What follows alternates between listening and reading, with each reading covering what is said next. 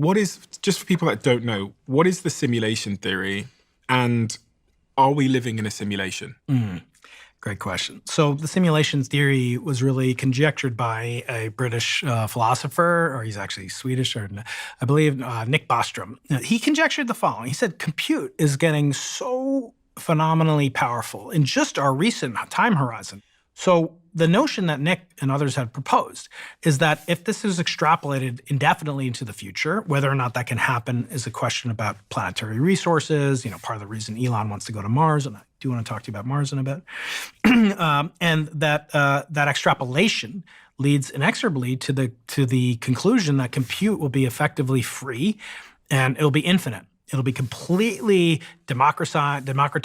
It will be completely demonetized. It will be almost, as I said, too cheap to measure the expense of computing, and it'll be everywhere in just a short amount of time. I mean, remember the phone that we have, the iPad that you're using. These things would literally be a mythological witchcraft, 80 years ago, and now they're commonplace.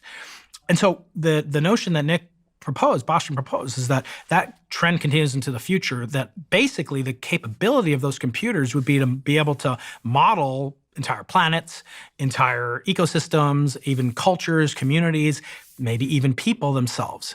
So let's take a parallel detour for just a bit. You're not seeing me necessarily. You're seeing photons are coming into your retinas, right?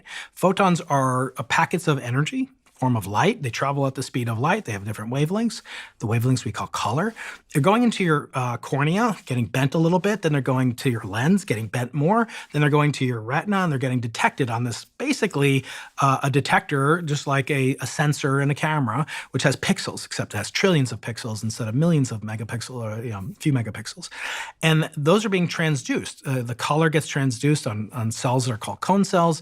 The intensity is rod cells.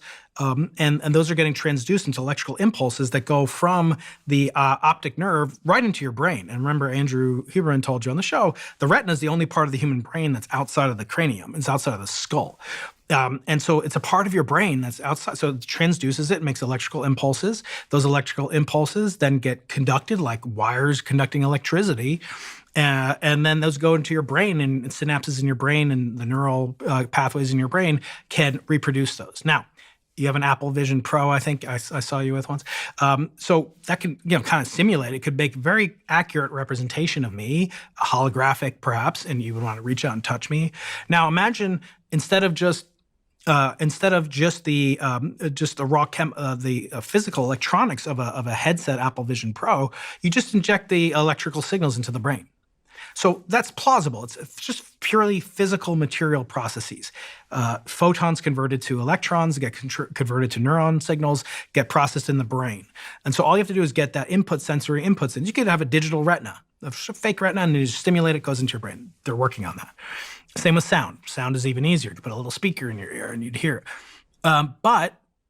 So the notion is that we could physically just be disconnected brains in a vat, right? We could just be in this vast system, just bunches of brains. Don't ask how they got there, but we're all just receiving stimuli, and we're just being fed. I'm being fed an image of you over there. You're being fed an image of me over here. I don't know why. Nobody knows why this would occur. But the computing power is there. If you think that the Apple Vision Pro, if you were alive in 1971, you could not have necessarily predicted the Apple Vision Pro. It was too far advanced from what we have, from what we had at that point in time. But imagine it just keeps increasing at any rate you like. Eventually there'll be a point where every bit of information, every atom in the universe, every photon in the universe could theoretically be simulated.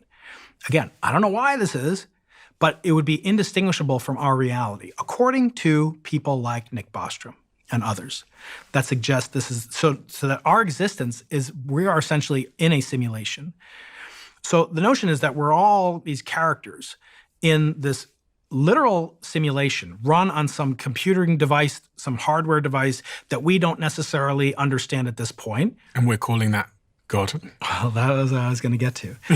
So eventually you get to a point where if you could simulate everything, then you would have to ask, there must be some simulator, right? There must be some master simulator.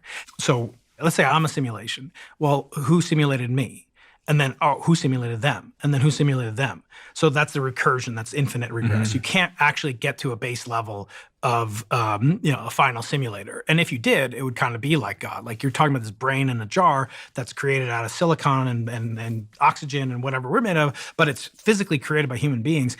What if you can't pay the power bill that week and you have to choose between unplugging your refrigerator or unplugging the brain? Like, is that killing something? Like it starts to enter into the realm of ethics and maybe even these concepts of a deity.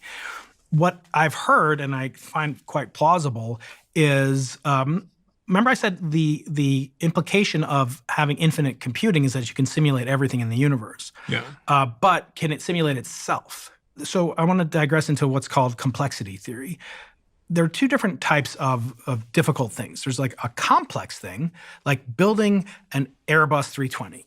It's very complicated, right? You can do it if I give you all the parts, all the instructions, give you the right order, and I keep you energized. Like anybody can follow those instructions and make it. The Earth's weather pattern state right now is complex. There's no way that you can actually create that. Like you would need another planet-sized thing to create that. That's called irreducibly complex. You cannot make it simpler and then build it up from simpler and simpler things. Unlike an Airbus, you can build it up from smaller and smaller parts. And as long as you follow the recipe, if you follow the recipe for the Simons Observatory, you'll get the Simons Observatory. But if you try to simulate, and it may be that simulate the weather, you do need another planet. Like we need another planet just like the Earth, and then we'd introduce carbon dioxide at a certain rate, and we'd see, is it really going to cause it? But like that's totally impractical, right? So the question of these things is it really a simulation if it's not 100%? Like you could make a very, very good weather simulation. We do have that, but famously they're only accurate for a few days, right? So how do you build up, an accurate simulator? It'd have to be the same. So in other words, do we need is there another universe where the simulators are that's equally complex to the simulation creation that they made? And then did they stop, are they made of silica? Are they artificial? So there are proposals that you could detect the presence. It's kind of like you mentioned the Truman Show. How all computers work right now is on this binary code, zeros and ones, 5 volts, 0 volts. And that means that the world is fundamentally discretized. It's broken into little chunks, like the screen on your computer or your iPad. It's pixelated. In space, it would be called voxels, volume elements. And so you can have a large number of them, but it's a big difference between a large number and infinity. To really have a continuous, temperature is continuous. Like you go from 0 degrees to 100 degrees, and there's every step in between. But in the simulated world, because you need an infinite number of computer power to simulate just from 0 degrees to 1 degree, not let alone from 0 to 100 or every possible combination. So at some level, you'd see, if you zoomed in really close on the thermometer, you'd see there's a little jump. So you could detect the presence of the simulator. It's more complicated. Actually, it's done using astrophysical sources called gamma ray bursts and other things that have properties that are seemingly incompatible with there being a simulation at the most distant and therefore earliest moments in the universe. So right now, there's zero evidence for it. Nick Bostrom will tell you, and you should have him on, that's basically a cop out, and there are ways around that fail-safe mechanism. If you love the Diary of a CEO brand and you watch this channel, please do me a huge favor. Become part of the 15% of the viewers on this channel that have hit the subscribe button. It helps us tremendously, and the bigger the channel gets, the bigger the guests.